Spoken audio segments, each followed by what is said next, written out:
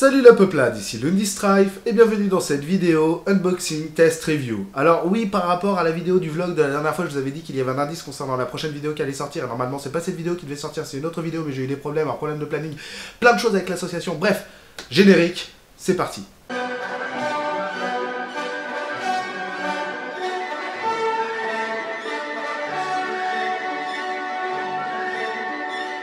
Et dans cette vidéo, de quoi est-ce que je vais vous parler? Eh bien d'un docking station pour disque dur, ou d'une station d'ancrage pour disque dur. J'ai eu envie de m'acheter ça déjà depuis très longtemps, parce que j'avais des disques durs qui traînaient un petit peu partout chez moi, et surtout des disques durs 3,5 pouces dont je ne savais pas quoi en faire. Et acheter une boîte pour disque dur, c'est 20 € en moyenne de ce que j'ai trouvé. Et je trouvais que ça faisait cher. Surtout que c'était chiant, il fallait à chaque fois que j'ouvre la boîte, que je mette l'autre disque dur, que je referme la boîte, enfin bon voilà. Je trouvais ça assez complexe. Et j'ai essayé de trouver une solution. Et à l'époque, j'avais trouvé une solution, c'était déjà un docking station. Mais à l'époque, les prix, je les trouvais assez exorbitants, entre 30 à 50 € pour les moins chers. Personnellement, je trouvais que ça faisait un peu beaucoup pour ce que c'était, surtout que c'était juste en gros une sorte de grosse carte USB, de gros lecteurs USB pour disque dur. Et en baladant dans les tréfonds d'internet, enfin sur Amazon, j'ai découvert un docking station qui ne coûte vraiment pas cher. Alors quand je dis qu'il ne coûte pas cher, tout est relatif, hein, ça se trouve le prix peut changer, mais moi je l'ai eu aux alentours de 15 €, avec une promo à 3 € pour une grande flash, donc au final il m'a revenu à 12 €. Et ce petit bijou surtout, il m'a intéressé parce qu'il fonctionne en USB 3.0. Voilà, c'est marqué ici. Quelle est la différence par rapport aux autres USB? Pourquoi 3.0? Ben, c'est parce que le 2.0 est plus lent, et le 1.0 est très lent.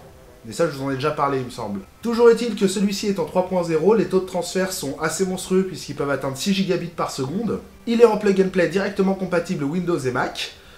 Et voilà. Et surtout, ça me fait marrer parce que la marque s'appelle Cable Matters. Ce qui signifie en anglais, les câbles, ça compte.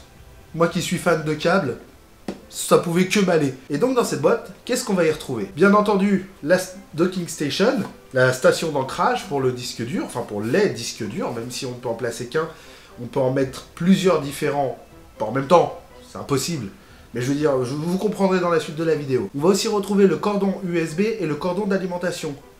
Quoi? Un cordon d'alimentation? Effectivement, il faut savoir que les disques durs, surtout le 3,5 pouces, ont besoin d'une alimentation 12 volts pour fonctionner. Normalement, cette alimentation est fournie par l'alimentation de votre ordinateur en câble SATA. Alors que les 2,5 pouces et les SSD n'ont besoin que de 5 volts pour fonctionner.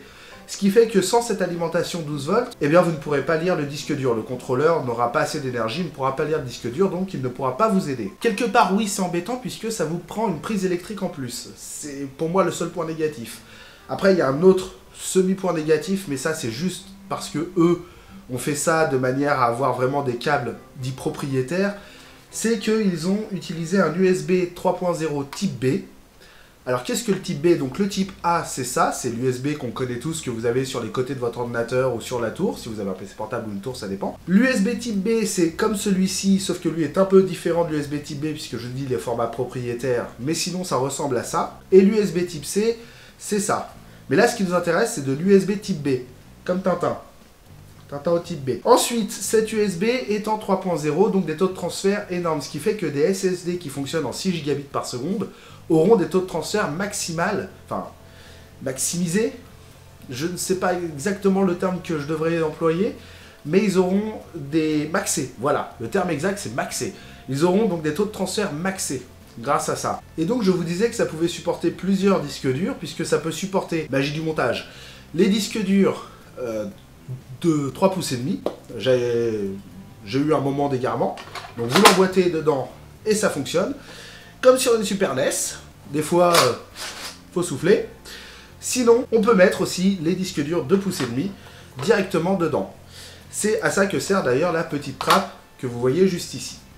Pour pouvoir les enfoncer sans avoir besoin de jouer avec la trappe. Ensuite, on l'allume. Bien entendu, il faut qu'il soit alimenté à une source électrique et au PC. Et à ce moment-là, ça va nous repérer les disques durs comme étant des clés USB, entre guillemets. Des grosses clés USB d'ailleurs. Personnellement, j'en voyais pas trop l'intérêt, mais ayant un PC portable, un PC fixe, je trouve que c'est bien pratique pour pouvoir transférer des gros fichiers, parce que lorsqu'on a plusieurs gigas de fichiers à déplacer, les clés USB parfois sont pas assez fortes. Et lorsque j'ai vu le prix d'une clé USB en 1 Tera sur internet, la moins chère que j'ai trouvée valait à peu près 65 €. Et d'autres valaient 630 €. Je trouve ça abusé pour une clé USB d'1 Tera. Et tout simplement, si on achète une docking station comme ça à 15 € et qu'on achète un disque dur comme ça de 1 Tera, et bah au final, on s'en revient pour 65 €. Mais on peut changer le disque dur pour avoir d'autres capacités. C'est l'avantage et ça nous permet surtout de pouvoir relire tous nos disques durs qu'on a à la maison et qu'on ne sait pas comment on peut les utiliser autrement. Autre point très important, cette docking station ne lit que le SATA. Qu'est-ce que c'est que le SATA? C'est ceci, les petites barres que vous avez à l'arrière de votre disque dur représentent deux types de branchements. Soit vous avez la connexion IDE, qui est une ancienne connexion, soit vous avez le SATA, qui est cette connexion-là, qui est une connexion très rapide, puisqu'elle peut aller jusqu'à 6 gigabits. Et la docking station, donc je vous le dis, ne supporte que du SATA, pas de l'IDE. Donc ne mettez pas de l'IDE là-dedans, vous allez casser votre disque dur. Ou ça, et c'est encore plus chiant si c'est ça. En même temps, si vous avez encore des disques durs en IDE, c'est que vous êtes vieux. Ou que vous appelez Strife. Et voilà, c'est tout pour cette vidéo. Alors, à qui profite le crime, j'ai envie de dire? Non, à qui correspondrait ce genre de produit? Eh bien, à des gens qui ont chez eux des disques durs, plusieurs disques durs. Vous travaillez chez vous et au bureau. Vous avez l'avantage de vous dire que vous pouvez embarquer un disque dur qui vous servira de transfert, entre guillemets, de clé USB. Voilà, comme je dis, surtout si vous avez des gros fichiers. Sachez que l'USB 3.0 est rétro-compatible avec l'USB 2.0 et le 1.0, même si on n'est pas vraiment censé en trouver. Bref, l'USB 3.0 est très rapide dans les taux de transfert, un peu moins sur l'USB 2.0. Voilà, c'est tout pour cette vidéo. Si elle vous a plu, n'hésitez pas à vous abonner, à mettre un pouce en l'air, à me laisser un commentaire pour me dire combien vous m'aimez, parce que ça me fait toujours plaisir et je suis désolé d'avoir eu 3 semaines d'absence. Je vous promets que j'essaierai de faire en sorte que ça ne se reproduise plus et je vais m'entraîner sur ma diction parce que ça fait très longtemps. J'ai l'association qui me prend énormément de temps, surtout que là tout est en train de bien se décanter, qu'on va enfin réussir à avoir quelque chose et j'ai vraiment hâte de pouvoir vous en parler un peu plus longuement. Waouh!